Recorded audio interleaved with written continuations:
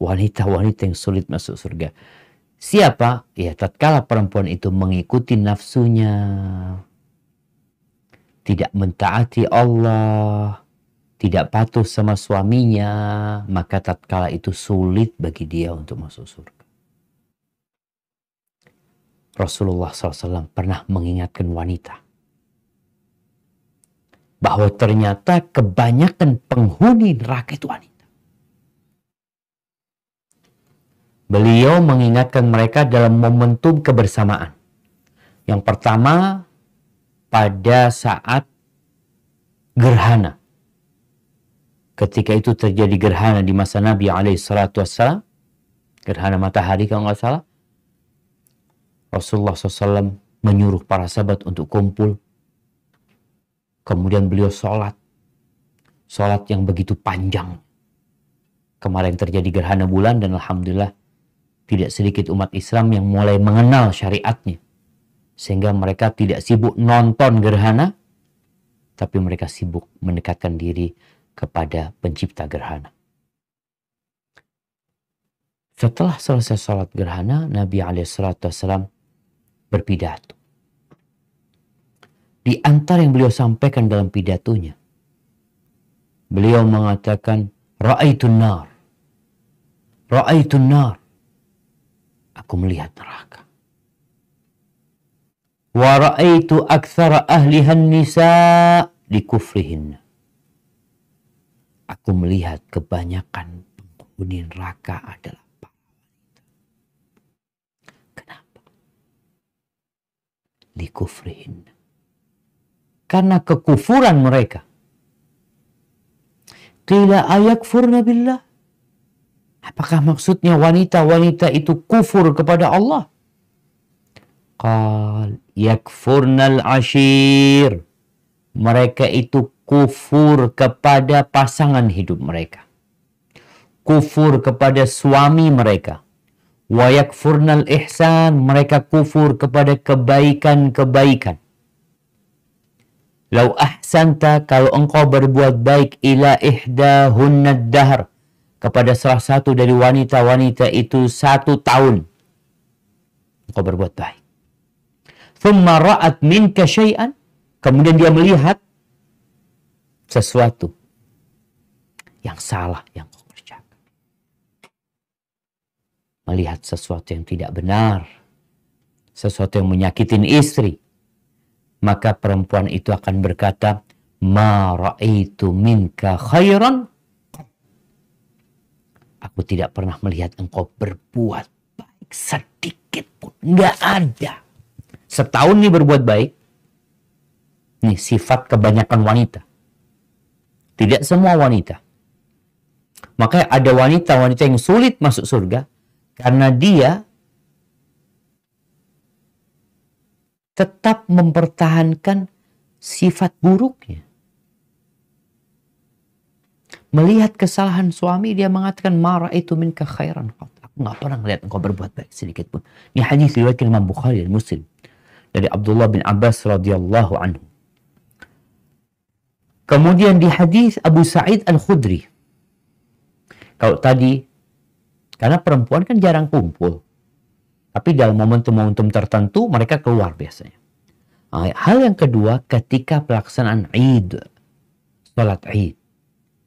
Di mana perempuan-perempuan yang datang bulan, yang gadis-gadis, apa semuanya berangkat ke masjid.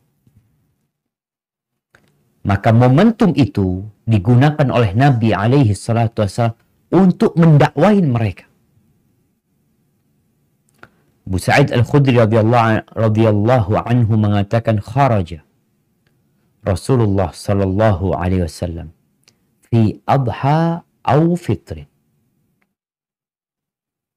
Rasulullah SAW pergi pada waktu lebaran adha, Idul Qurban, atau Idul Fitr.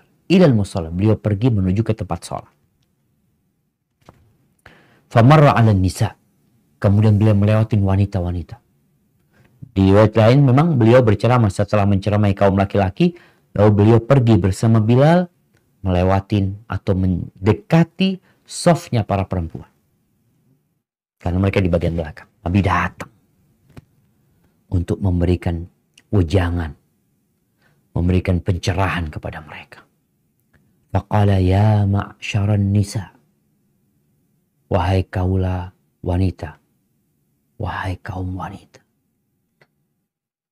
tasaddaqna.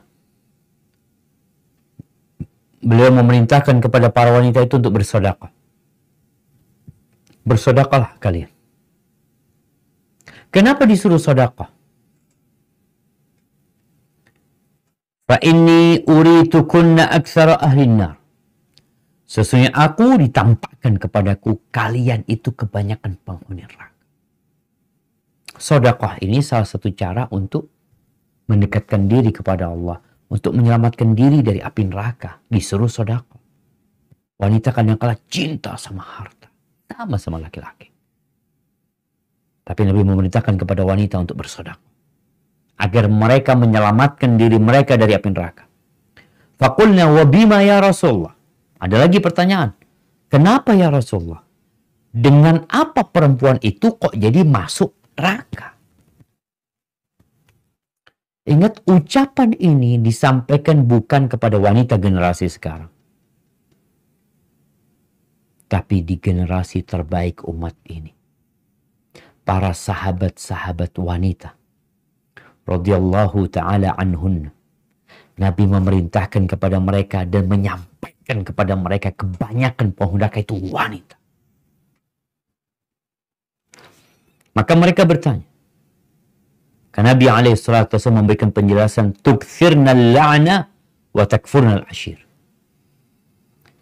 Yang pertama, karena kalian banyak melaknat. Perempuan itu mudah mendoakan keburukan, ngomong jelek, memaki, mengutuk. Karena Nabi mengatakan tukthirnal la'n. Kalian banyak melaknat. Wa takfurnal ashir. Dan kalian kufur kepada pasangan hidup kalian. Sifat ini tetap disebutkan. Kufur kepada suaminya. Tidak pandai berterima kasih kepada suaminya. Kalau di hadis Abdullah bin Abbas radhiyallahu anhu dikatakan, kalau engkau berbuat baik setahun, sekali dia melihat engkau melakukan kesalahan, selesai sudah. Aku tidak pernah melihat kebaikan sedikit pun dari engkau. Engkau tidak pernah membahagiakan. Lalu Nabi mengatakan alaihissalatu wasallam, ma ra'aitu min naqisati aqlin wa dinin adhaba li lubbil rajulil hazim min ihdakun.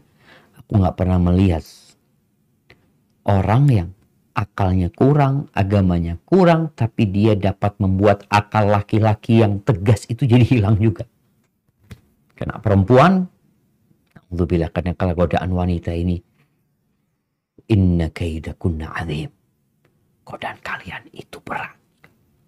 Maka Nabi menyebutkan, perempuan dalam kelemahan mereka ternyata berpotensi ya laki-laki tergoda sama mereka. Karena memang Allah ciptakan wanita sebagai godaan buat kaum laki-laki. Qulna wa ma nuqsanu dinina wa aqlina ya Rasulullah. Mereka bertanya, apa kurang agama kami? Terus akal kami kurangnya di mana? Maka Nabi alaihissalatu wasallam menjelaskan. Kita lihat Nabiul Karim ya, yang beliau berusaha untuk memberikan pemahaman yang benar kepada umatnya. Alaysa syahadatul mar'a mithla nisfi syahadatir rajul. Bukankah kesaksian perempuan itu setengah kesaksian laki-laki? Qulna bala. Iya benar. Fadzalika min nuqsani aqliha. Kata Nabi alaihi salatu wasallam, itu bukti kurangnya akal dia. Alaysa idha hadat lam tusalli wa lam tasum. Bukankah perempuan ketika datang bulan, dia nggak puasa, dia nggak sholat? Qulna bala, iya ya Rasulullah. Qala fadzalika min nuqsani diniha. Itu bukti kurangnya agama dia. Hadis ini diriwayatkan Imam Bukhari. Di riwayat Jabir bin Abdullah disebutkan Bilal bin Rabah datang ketika memberikan nasihat kepada mereka, kepada para wanita, agar mereka bersedekah. Itu perempuan melemparkan antingnya, melemparkan gelangnya, kalungnya dia lemparkan ke kain yang dihamparkan oleh Bilal bin Rabah. radhiyallahu ta'ala an ashabin Nabi SAW. Ahibati fillah, perempuan itu kurang bersyukur. Suka menuntut. Laki-laki sama Ustaz? Ya, ada. Tapi secara umum sifat ini lebih banyak di wanita. Dan ini ujian mereka memang.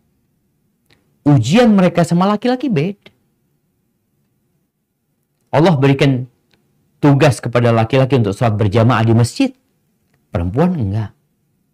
Sholat Jumat laki-laki. Apa akan datang perempuan mengatakan yang aktivis gender, kita minta persamaan. Kenapa laki-laki aja yang sholat berjamaah di masjid?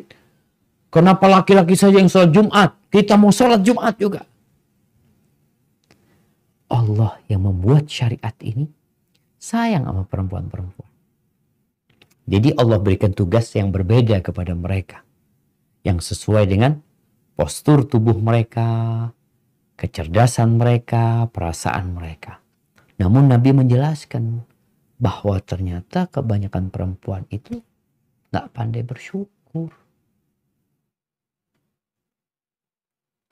Dia kufur sama kebaikan suaminya. Nuntut banyak, tapi kurang syukurnya. Kita tahu bahwa Rasul SAW mengatakan, la yashkurullah man la yashkurun nas. Tidak bersyukur kepada Allah orang yang tidak berterima kasih kepada orang lain. Kita bicara sama, laki-laki yang tidak berterima kasih kepada istrinya, sama juga dia diancam, akan diazab oleh Allah Subhanahu wa Ta'ala. Allah mengatakan, la in syakartum la azidannakum. Kalau kalian bersyukur, aku tambahin. Wala in kafartum inna azabi la syadid. Tapi kalau kalian kufur, ya azabku pedih. Maka bagi para wanita, mulai saat ini engkau lihat. Kira-kira engkau termasuk yang sulit masuk surga, atau engkau orang yang alhamdulillah, engkau pandai berterima kasih kepada suamimu. Engkau pandai menghargai suami. Apa kesalahan terbesar? Ini ada perempuan-perempuan yang suaminya baik. Masya Allah. Suaminya tidak pernah menzalimin dia. Suaminya memberikan nafkah yang cukup kepada dia. Suaminya mendidik dia dan anak-anaknya. Berusaha untuk menjaga keharmonisan di rumah tangga. Tahu-tahu suaminya kawin lagi. Nikah lagi. Kira-kira apa yang akan terjadi dengan wanita ini? Selesai. Jijik sama suami. Enek. Nggak mau lagi melayani suaminya. Melihat suaminya nggak mau. Bahkan dia kabur. Kata-kata dia yang tadi disebutkan suka melaknat. Mulai dia keluar tuh. Ucapan-ucapan yang buruk. Kemudian puncaknya dia gugat cerai. Ustaz, emangnya nggak boleh? Boleh gugat cerai. Ketika memang alasannya syar'i. Tapi kalau alasannya tidak diperkenankan oleh agama, maka sulit engkau masuk surga nantinya. Karena engkau nggak berterima kasih sama suami. Engkau nggak bersyukur sama dia. Bahkan tadi, kebaikan suaminya sepanjang hidupnya. Yang paling ditakutkan wanita tuh poligami. Ini zaman sekarang ya. Zaman dulu sepertinya sesuatu yang lumrah. Tapi di masa kini paling ditakutkan perempuan. Dan sekali lagi kalau laki-laki itu seakan-akan garis merah yang nggak boleh dilewati. Kalau dilewatin, selesai sudah. Dihapus semua kebaikan suaminya. Seperti orang menghapus hard disk ya. Hapusin semua. No. Bahkan keburukan yang ada. Rasulullah SAW dalam hadis yang diriwayatkan Abu Dawud dan Tirmidzi dan Ibnu Majah dari Thauban maula Rasulullah sallallahu alaihi wasallam qala Rasulullah sallallahu alaihi wasallam ayyuma imra'atin ayyumam ra'atin, wanita mana saja. Ini wanita dia itu mau orang kota, mau orang Madinah, mau muda, mau tua. Sa'alat zawjaha talaqan. Yang dia menggugat suaminya. Meminta cerai dari suaminya. Fi ghairi ma ba'sin. Tanpa alasan. Tentunya tanpa alasan yang diperbolehkan dalam agama.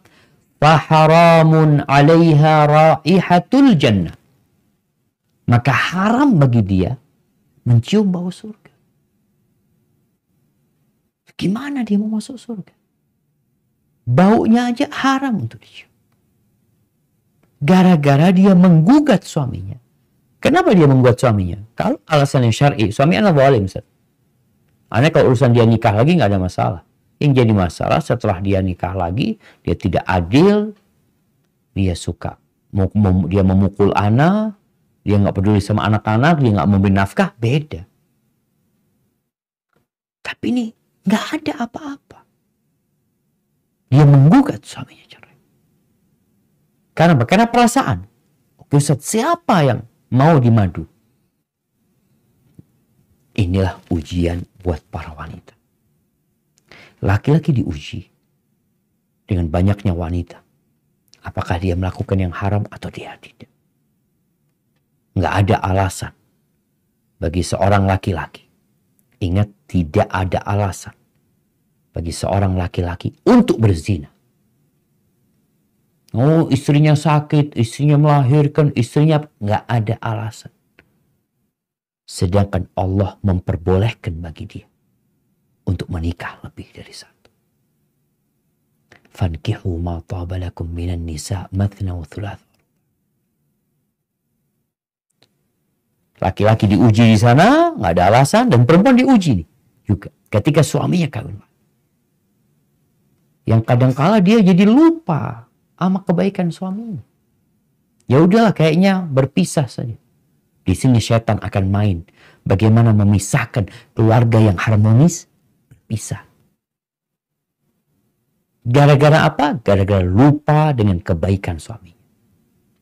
Gara-gara lebih mengutamakan nafsu. Mungkin akan berkata, loh itu laki-laki juga nafsu nikah. Nah, ada nafsu yang diperbolehkan. Ada nafsu yang diharamkan. Maka engkau lihat, nafsu mana yang engkau turuti. Dengan cara apa engkau memuaskan nafsu.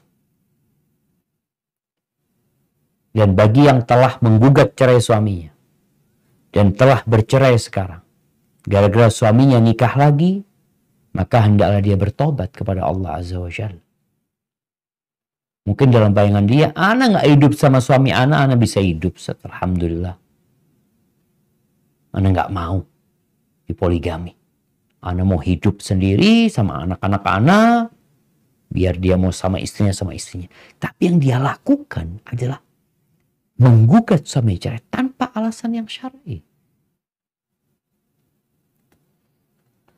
Ini hadis disahihkan oleh Syekh Albani rahimahullah ta'ala. Ada hadis Uqbah bin Amir radhiyallahu anhu. Disebutkan bahwa Nabi SAW mengatakan, Innal mukhtali'at hunnal munafiqat. Hunnal munafiqat. Nabi mengatakan, sesungguhnya wanita-wanita yang menggugat cerai suaminya tanpa alasan syar'i, mereka adalah wanita-wanita munafik.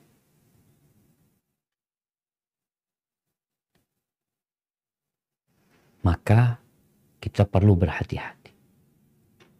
Para wanita, syukuri suami. Berterima kasih sama dia. Hidup ini ujian. Engkau diuji akan kesabaranmu, akan syukurmu, suamimu juga diuji. Akan syukur, sabar, dan keadilan dia. Jadilah wanita penghuni surga. Semua udah dijelasin. Engkau mau pilih mana silahkan. Namun memang jalan menuju surga itu berat. Kita harus melawan nafsu kita. Kata Nabi alaihi salatu wassalam, huffatil jannah bil makari. Surga itu dikelilingi dengan perkara-perkara yang dibenci oleh jiwa manusia. Nggak suka tuh orang. Wa huffatin nar bisyahwat.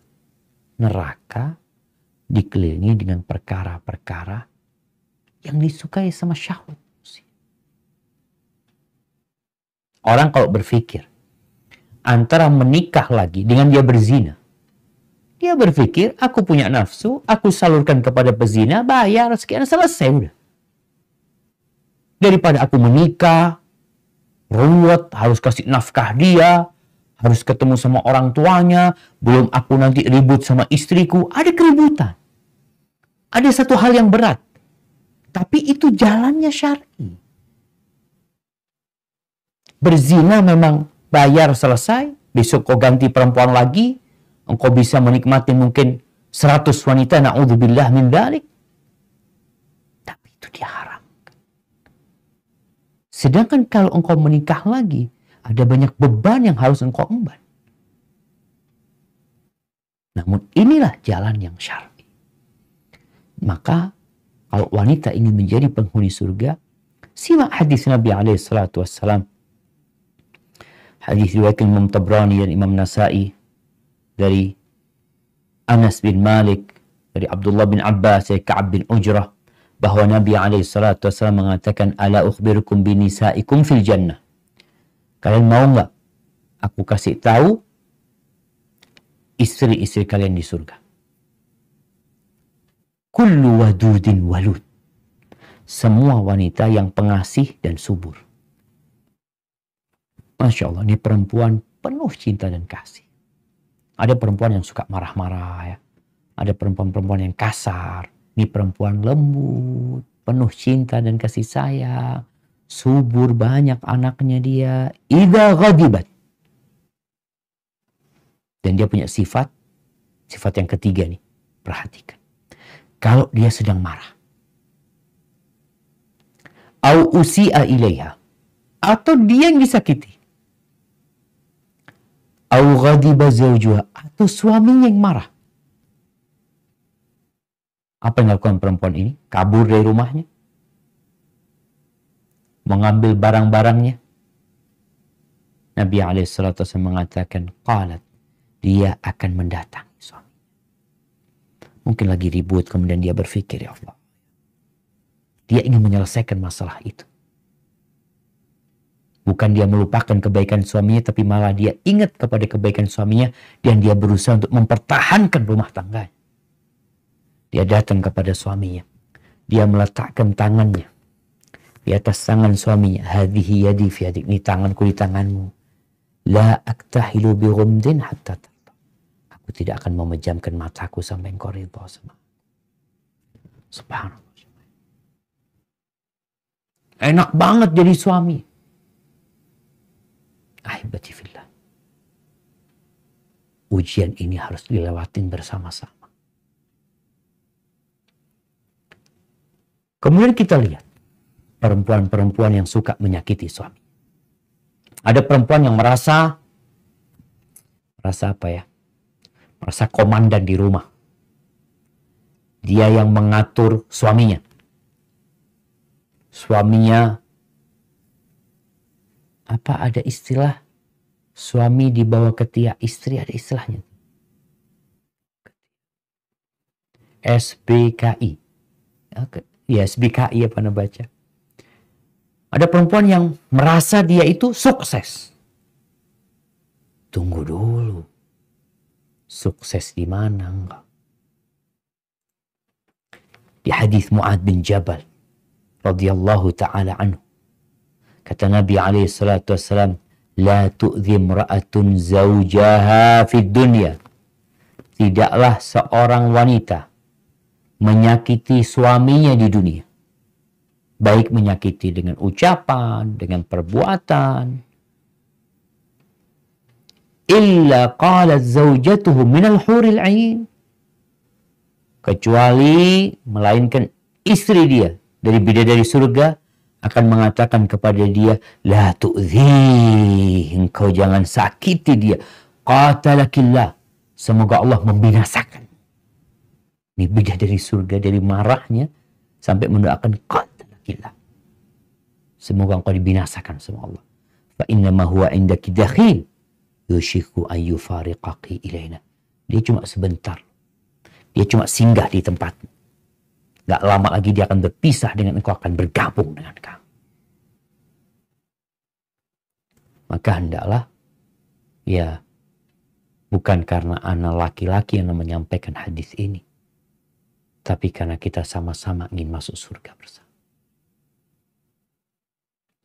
Kemudian di hadis Ummu Salamah radhiyallahu taala anha, Hind binti Abi Umayyah, Rasulullah sallallahu alaihi wasallam mengatakan, ayyuma imra'atin matat wa zawjaha anha radin dakhalatil jannah. Perempuan mana saja yang meninggal dunia dalam kondisi suaminya ridha, maka Allah akan memperkenankan bagi dia untuk masuk surga. Dengan catatan ridha. Suaminya ridha artinya suaminya tidak disakiti sama dia. Dia tidak mencela suaminya. Dia menghormati dan menghargai suaminya. Maka insya Allah dia akan masuk surga. Secara keseluruhannya dari pembahasan kita lihat perempuan itu akan masuk surga dengan mudah kalau dia menjaga hablum minallah yang wajib-wajib dia jaga. Tadi kita bicara tentang sholat yang 5 waktu, puasa, Ramadan ya. Kemudian dia menjalankan tugasnya sebagai seorang istri dengan baik. Dia patuh dan taat kepada suaminya. Dia menjaga kehormatan suaminya. Dia menjaga kemaluannya. Insya Allah ketika itu akan mudah bagi dia masuk surga. Hadza wallahu a'lam bishawab. Ana nggak ingin panjang lebar menjelaskan hal ini. Mungkin kita akan masuk ke sesi tanya jawab berkaitan dengan hadis yang terakhir tadi jamaah yang Ana bacakan. Perempuan mana saja yang meninggal dunia dalam kondisi suaminya ridha, maka dia akan masuk surga. Hadis ini diperselisihkan kesahihannya oleh para ulama. Imam Tirmidzi mengatakan hadithun hasan, tapi oleh Syekh Albani hadis ini didhaifkan. Namun wanita yang patuh dan taat sama suaminya ridha sama dia, Allah mudahkan bagi dia masuk surga.